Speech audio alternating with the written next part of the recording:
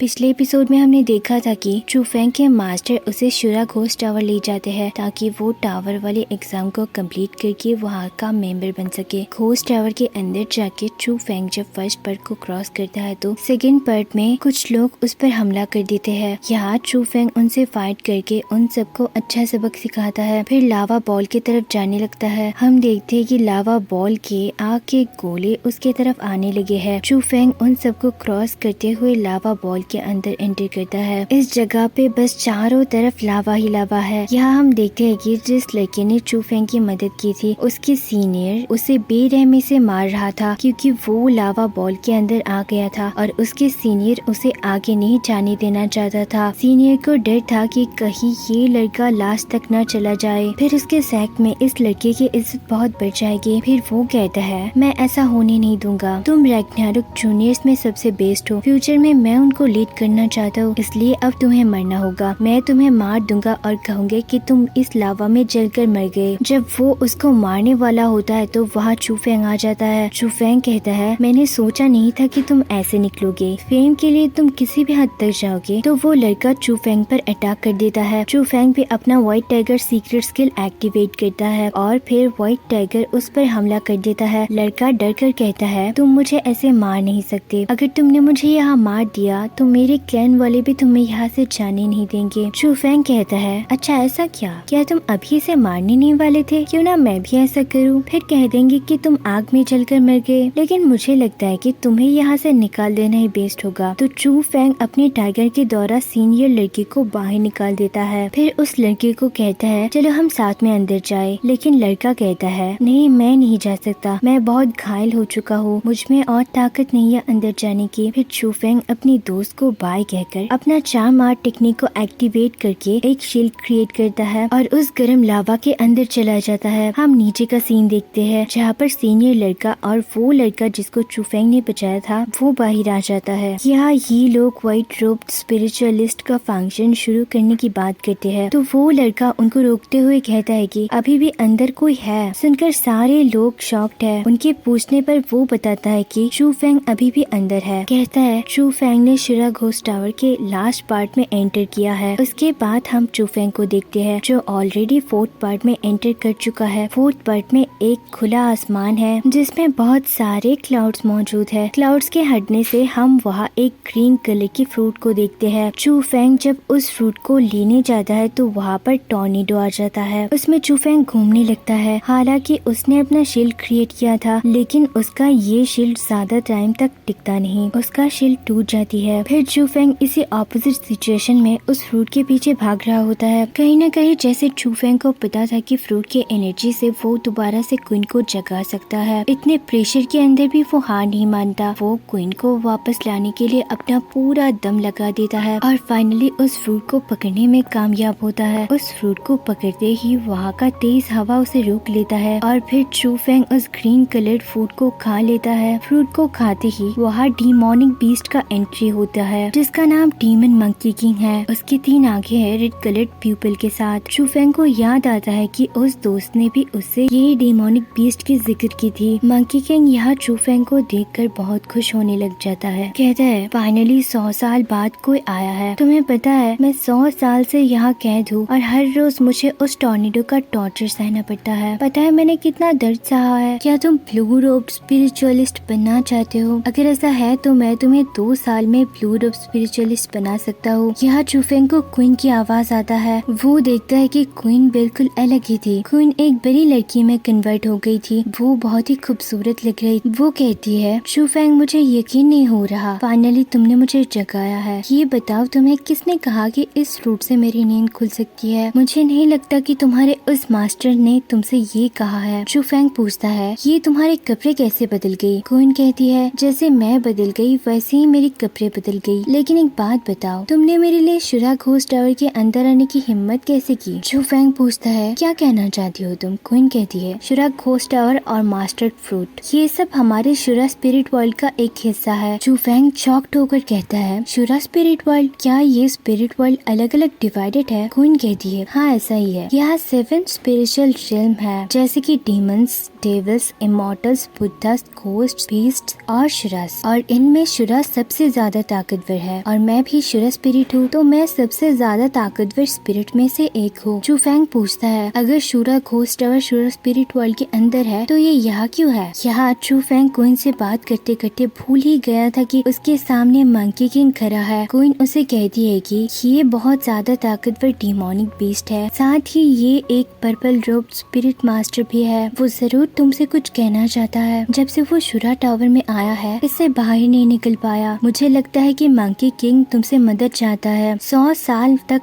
वो यहीं पर है। इससे पता चलता है कि इसकी मेंटल स्ट्रेंथ काफी ज्यादा है। ऊपर से पर्पल रोब स्पिरिचुअलिस्ट बहुत ही कम होते हैं। चू फेंग सोचता है कि 2 साल के अंदर ब्लू रोब स्पिरिचुअलिस्ट बनना सच में बहुत बड़ी बात होगी। सिर्फ कोई ब्लू रोब स्पिरिचुअलिस्ट ही मंकी किंग को यहाँ से आजाद कर सकता था। चू फेंग मंकी किंग से कहता है कि मुझे पता है कि आपको सिर्फ वही ब्लू रोब स्पिरिचुअलिस्ट ही निकाल सकते हैं। अगर आप मुझे 2 साल के अंदर ब्लू रोब स्पिरिचुअलिस्ट बना सकते हैं तो मैं यहाँ से आजाद होने में आपकी मदद करूँगा। सुनकर मंकी किंग भी खुश हो जाता है। वो कहते हैं, लेकिन अगर तुमने मुझे आजाद नहीं किया तो? चू फेंग कहता है, तो क्या आपके पास कोई और ऑप्शन भी है? मंकी किंग फिर से हंसने लगता है और कहता है, तुम्हारी हिम्मत की दाद देनी पड़ेगी। ये चीज पसंद आई मुझे तुम्हारी। फिर वो दोनों डील करते हैं। सीन शिफ्ट होता है नीचे, जहाँ हम देखते हैं कि चू फेंग के दोस्त सीनियर के बारे में जानलेवा हमला करने की कंप्लेन करता है, जिससे दोनों तरफ के एल्डर्स के बीच में बहस होने लगती है। तभी बॉल ग्लो करता है और सबका अटेंशन दरवाजे की तरफ चला जाता है। चू फेंग उस दरवाजे से बाहर आता है। सबकी नजर उस पर होती है। लोग कहने लगते हैं कि चू फेंग सच में बहुत ज्यादा पावरफुल है। उसका दोस्त उसे इशारा करता है कि वो उनसे व्हाइट रोड स्पिरिचुअलिस्ट होने की बात करे। उसके मास्टर भी उसे ये चाहते थे। चू फेंग कहता है, मैं ग्रीन ड्रैगन सेक्ट के डिसाइपल हूँ। मैं इस एकेडमी का मेंबर बनना चाहता हूँ। कृपया आप मुझे एक व्हाइट रोब दे दीजिए। जिसके जवाब में एल्डर कहते हैं, चू फेंग, 100 साल में तुम एक लौते इंसान हो जिसने शुरा घोस्ट टावर को पास किया है। तुम्हारे ऑनर और स्ट्रेंथ के लिए एक व्हाइट रोब काफी नहीं है। तुम इससे ज्यादा डिजर्व करते हो। वो घोषणा देते हुए कहते हैं कि किनलुंग सेक्ट के डिसाइपल चू फेंग ग्रे रोब स्पिरिचुअलिस्ट में प्रमोट होते हैं। चू फेंग तो इसके लिए बिल्कुल भी तैयार नहीं था। उसने जितना मांगा उससे ज्यादा ही मिला उसे। एल्डर और भी कहते हैं कि तुम कहीं भी रहो और तुम्हें कोई भी मुसीबत हो तो रैग्नारोक गिल्ड हमेशा तुम्हारे सपोर्ट में है। चू फेंग के मास्टर बाहर खड़े चू फेंग का इंतजार में थे। एल्डर जुगलियन से कहते हैं कि मैं आपको हमारे हाई सेक्ट में ज्वाइन करने का इनविटेशन देता हूँ। मैं आपके डिसाइपल से काफी खुश हूँ। चू फेंग के मास्टर को तो कुछ भी समझ नहीं आ रहा होता है। फिर चू फेंग मास्टर के आगे झुककर कहता है कि मास्टर, मैंने शुरा घोस्ट टावर के सारे एग्जाम्स क्लियर कर लिए हैं और अभी मैं एक ग्रे रोब स्वॉर्ड्स मास्टर हूँ। ये सुनकर उनकी आंखें खुली की खुली रह जाती है। मास्टर कहते हैं, मुझे तो यकीन ही नहीं हो रहा कि तुम एक ग्रे रोब स्पिरिचुअलिस्ट हो। फिर यहाँ ये एपिसोड खत्म हो जाती है।